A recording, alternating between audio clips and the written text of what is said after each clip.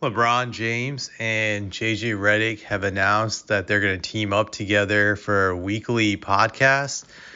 The name of the podcast is Mind the Game, and it will premiere every Tuesday. I don't know what's the start date for it. I assume it's going to be pretty soon. That's my assumption on that.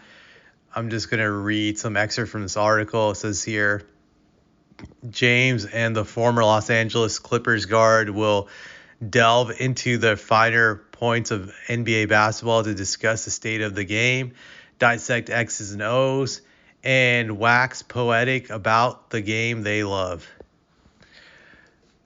Wow, so a few points I'd like to make about this. I have never been a fan of JJ Reddick, to be honest. I will admit every now and then he does have some good interviews.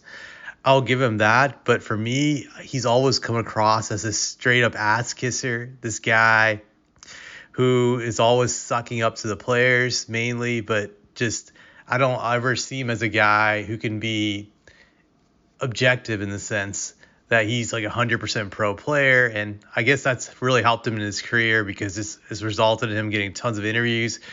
But I don't agree with some of his outrageous takes that he's had over the years that today's players are so much better than the players before him. And I just disagree with it. JJ and I are about the same age. We're like, I think only a year apart. So we come from the same era. So we both saw the same basketball. And I don't believe that. So that thing about him, I don't respect. He always calls the previous era a bunch of plumbers, which I find that a bunch of bullshit. So I've always viewed him as a guy who has an agenda, just an ass kisser, just trying to be cool with the current generation of players.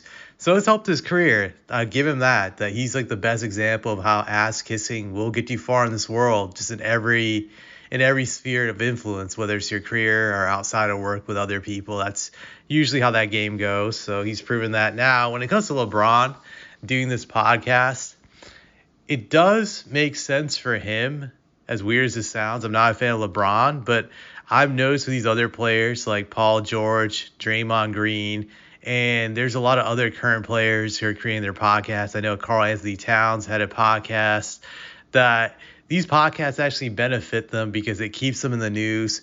It keeps their name relevant. Plus, it's kind of like their media forum or vehicle, as I would say, in which they get to shape the narrative on how people view them, or they can influence the narrative. So that's really how it benefits them. And I'm sure with LeBron, this guy is a straight up narcissist. So definitely he's looking for other ways to influence the narrative around him. I know they say this podcast is going to be about X's and O's, but I'm sure this is also going to be a forum where LeBron can defend himself against any perceived media attacks he feels about him, and just any criticism that he can voice it out in this forum directly. I'm sure he will, which is pretty obvious. I think so. And he'll use it to promote himself, obviously, and other stuff like he's done on other forums. Like I think he has that one show on HBO, or I forget the name of it. It's been a while. Now, will I watch a full episode of this podcast? Absolutely not. I don't even sit through JJ Reddick's other podcasts. I will admit, though, that I do watch random clips YouTube recommends to me. They're short clips. And I think that's where they're going to get their most viewership. They'll have clips where they'll splice up, and I definitely will click on some of those clips for sure. If I find it interesting, the subject interested to hear what their take is, yeah, I'm not going to lie, I'll click on it. But will I watch this show? No, definitely not. Will I be looking for those clips every week? No, but every now and then there'll be something interesting. I can't deny that LeBron or JJ will have a take on about some player, some team, or just how they view a certain opponent. So yeah, that will draw attention. Will this be a success?